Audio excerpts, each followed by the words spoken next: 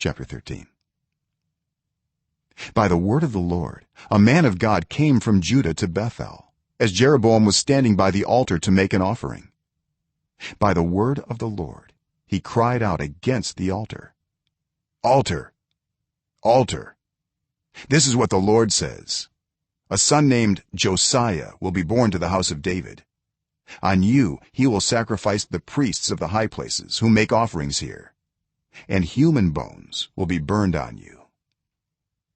That same day the man of God gave a sign.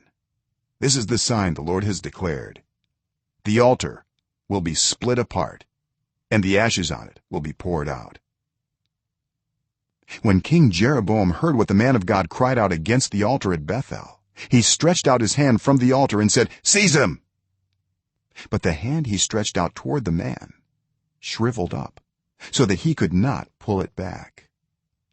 Also the altar was split apart and its ashes poured out according to the sign given by the man of God by the word of the Lord. Then the king said to the man of God, "Intercede with the Lord your God and pray for me that my hand may be restored."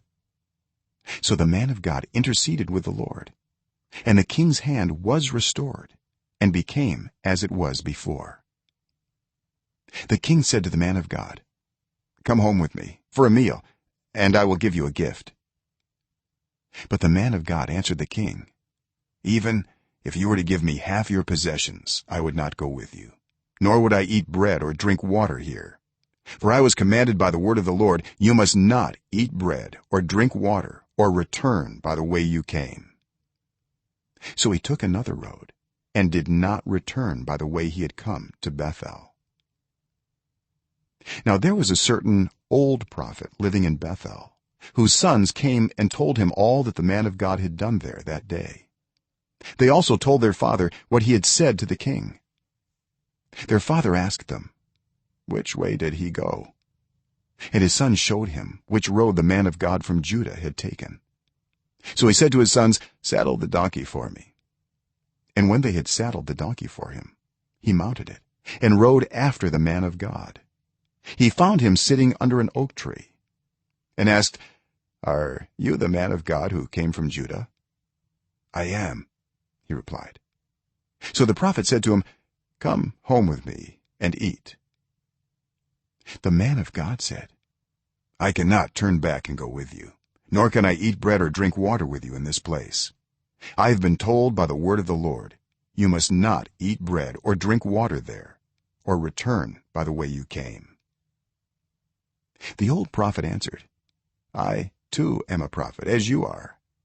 And an angel said to me by the word of the Lord, bring him back with you to your house, so that he may eat bread and drink water."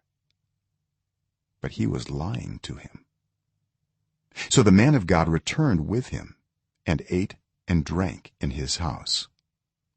While they were sitting at the table, the word of the Lord came to the old prophet who had brought him back. He cried out to the man of God who had come from Judah, "This is what the Lord says: you have defied the word of the Lord and have not kept the command the Lord your God gave you. You came back and ate bread and drank water in the place where he told you not to eat or drink. Therefore your body will not be buried in the tomb of your ancestors." When the man of God had finished eating and drinking, the prophet who had brought him back saddled his donkey for him. As he went on his way, a lion met him on the road and killed him, and his body was left lying on the road with both the donkey and the lion standing beside it. Some people who passed by saw the body lying there with the lion standing beside the body, and they went and reported it in the city where the old prophet lived. When the prophet who had brought him back from his journey heard of it, he said, "It is the man of God who defied the word of the Lord. The Lord has given him over to the lion, which has mauled him and killed him, as the word of the Lord had warned him." The prophet said to his sons, "Saddle the donkey for me." And they did so. Then he went out and found the body lying on the road with the donkey and the lion standing beside it. The lion had neither eaten the body nor mauled the donkey. So the prophet picked up the body of the man of God, laid it on the donkey, and brought it back to his own city to mourn for him and bury him.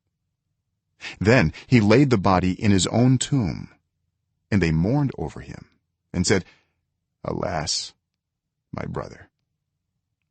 After burying him, he said to his sons, "When I die, bury me in the grave where the man of God is buried. Lay my bones beside his bones." For the message he declared by the word of the Lord against the altar in Bethel and against all the shrines and the high places in the towns of Samaria will certainly come true. Even after this, Jeroboam did not change his evil ways, but once more appointed priests for the high places from all sorts of people. Anyone who wanted to become a priest he consecrated for the high places. This was the sin of the house of Jeroboam that led to its downfall and to its destruction from the face of the earth.